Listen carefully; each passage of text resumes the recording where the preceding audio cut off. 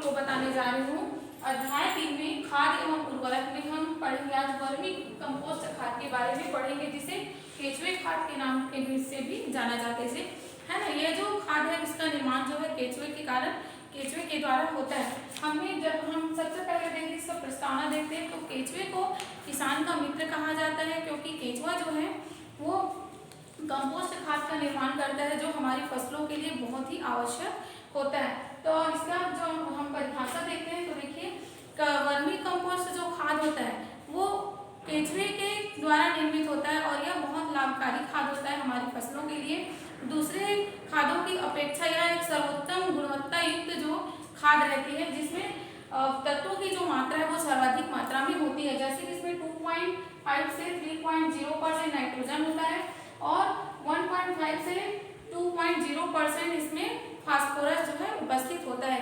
यह जो खाद है वो विभिन्न प्रकार के पदार्थों का अपघटन करने से और केचुआ जो है उसका अपघटन करता है, जिससे हमें वर्मी कंपोस्ट खाद जो है प्राप्त होता है। अब हम देखते हैं बनाने हेतु विभिन्न पदार्थ। अब हमें वर्मी कंपोस्ट खाद बनाना है तो वर्मी कंपोस्ट खाद बनाने के लिए हमें किन किन पदार्थों की आवश्यकता होती है उसको देखते हैं। तो देखिए, पहला है औद्योगिक पदार्थ। तो उद्योगों में जितने भी पदार्थ बचते हैं है ना, अपशिष्ट के रूप में बचते हैं, तो उन पदार्थों का उपयोग जो है वर्मी कंपोस्ट खाद बनाने में किया जाता है। दूसरा है शहरी व्यर्थ पदार्थ। शहरों में क्या होता है, व्यर्थ पदार्थों को ऐसे ही रोड किनारे या कहीं पे भी फेंक देते हैं, नदियाँ नाले में फेंक देते हैं, तो उसको क्या किया जाता है, जब बाहर निकाला जाता है तो उससे भी हम वर्मी कंपोस्ट खाद तैयार कर सकते हैं केचुए के माध्यम से, और जिससे हमारा शहर भी सुरक्षित रहेगा और साफ सुथरा दिखाई देगा।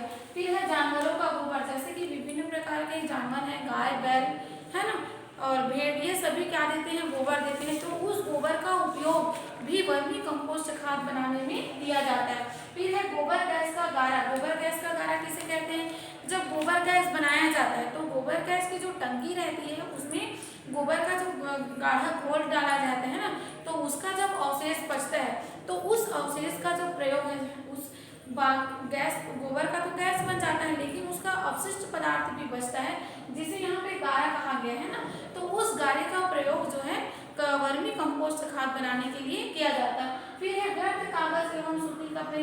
आप देखना आपके घरों में कभी कभी व्यर्थ के कपड़े निकलते हैं, जो सूती कपड़े निकलते हैं, फिर कागज निकलते हैं, बच्चे लोग मतलब पढ़ते हैं उस समय आप कुछ कागज वगैरह फेंक देते हैं ना, फाड़ देते हैं, तो बहुत सारा कचरा भी निकलता है, तो उन कचड़ों का प्रयोग भी हम वर्मी कंपोस्ट खाद बनाने में भी करते हैं। फिर है वन की अवशेष। वन की अवशेष मतलब जैसे कि वन है ना, तो वन में क्या आपको क्या मिलेगा, पत्तियां मिलेंगी, सूखी पत्तियां मिलेंगी, पेड़ की टहनियां मिलेंगी, जड़ मिलेंगे, तो विभिन्न प्रकार की पत्तियां घास फूस की मिलेगी, जिसको वनकी अवशेष कहा गया है।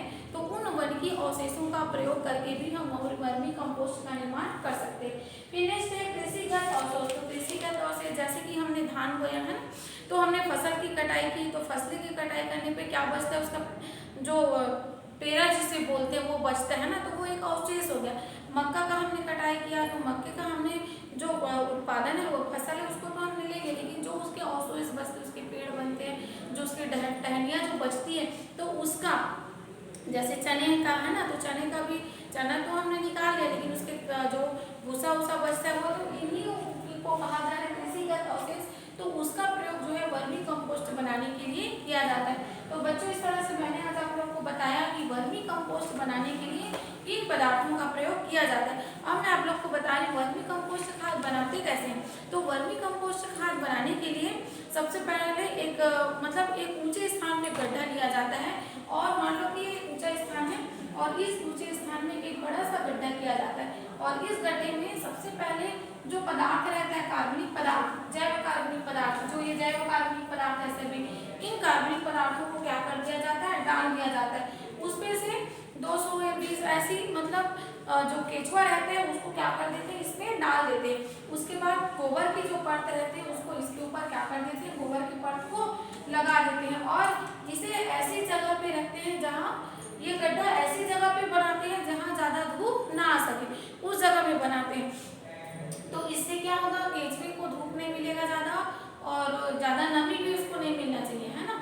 तो इस तरह से यहाँ पे केचुआ जो है इन पदार्थों का अपघटन करेगा, उसको भोजन के रूप में ग्रहण करेगा और उसे खाद में क्या कर देता है, परिवर्तित कर देता है। तो इस तरह से हमारे वर्मी कंपोस्ट खाद का निर्माण होता है।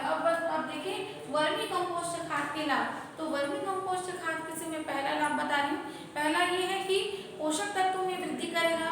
जब वर्मी कंपोस्ट खाद को हम फसलों में डालेंगे तो वो पोषक तत्वों में वृद्धि करेगी जो हमारे फसलों के लिए उपयुक्त रहता है। दूसरा, भूमि संचार में सुधार करेगा।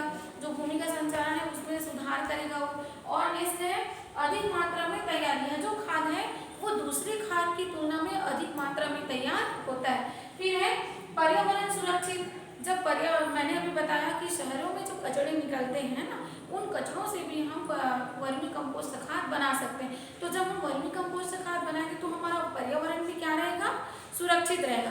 फिर नेक्स्ट है अधिक से अधिक मात्रा में वर्मी कंपोस्ट खाद जो है जब मिलता है तो यह जो खाद है वो दूसरे खादों की अपेक्षा सबसे सर्वोत्तम रहता है। फिर नेक्स्ट है सावधानियाँ। तो जब वर्मी कंपोस्ट खाद बनाया जाता है तो ध्यान रखें कि उसमें घास ना हो, उसमें किसी भी प्रकार के कड़े पदार्थ उसमें नहीं होना चाहिए।